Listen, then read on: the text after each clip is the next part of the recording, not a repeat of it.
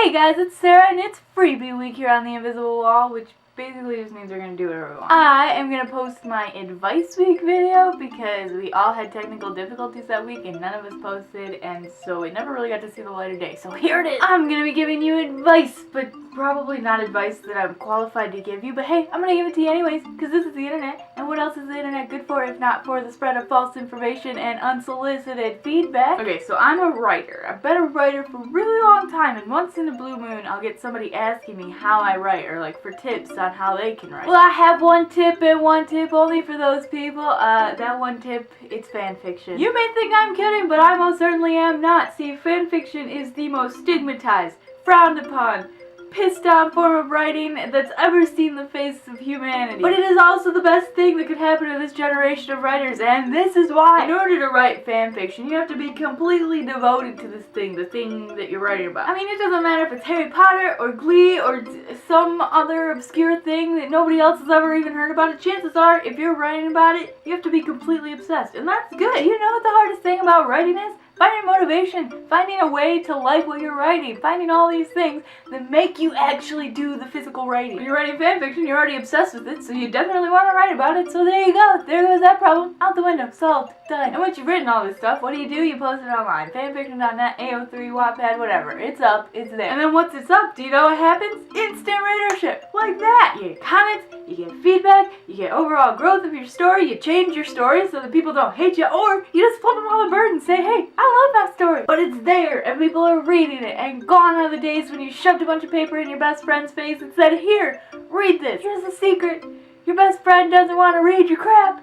They don't want to do it. And eventually, if you just keep handing papers to your best friends, they're either going to just skim it and not give you anything back, or they're gonna, like, not be your friend anymore. It's probably a pretty extreme case, but, it could happen, hypothetically, theoretically, something ethically. Here's a story you might not know about me. In the 8th grade, I wrote about 100 chapters of Twilight fanfiction. Not my finest work, I will admit, but I am proud of it. Unreasonably proud, probably, but proud nonetheless. That was the first time I've ever written anything over 30,000 words, and was it cheesy? Yes. Was it painful to read? Absolutely. Did I spend most of my time imagining Taylor Lautner shirtless?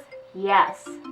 Yes, I did. And then when I went back to read it years later, I laughed and I cried, not because I was good at conveying those sorts of emotions, no, it's because I was so horribly bad. It's embarrassing to think I could have written that stuff, but you know what? That crappy little story was a monumental achievement in my writing.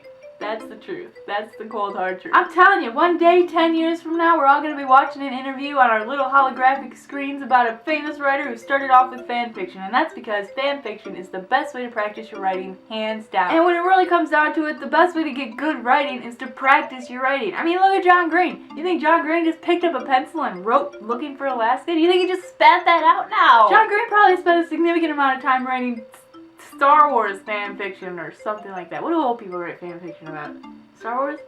Gilligan's Island. Anyways, listen, that's not important. The point is that if you want to be a writer, you have to freaking write stuff. And that's that. That's really what it comes down to. And when it comes to writing fanfiction, it's way easier to write about stuff you love. Way, way easier. And that's really all the big advice I have for you on writing. Write stuff. That's my advice. If you like this video, give it a big thumbs up and make sure you leave your writing advice, writing questions, whatever. Leave it all in the comments and somebody will answer it, I'm sure. You're gonna see Marie on Wednesday. Who knows what she's gonna upload, but I'm sure you'll find out on Wednesday. And you're gonna see me on Monday.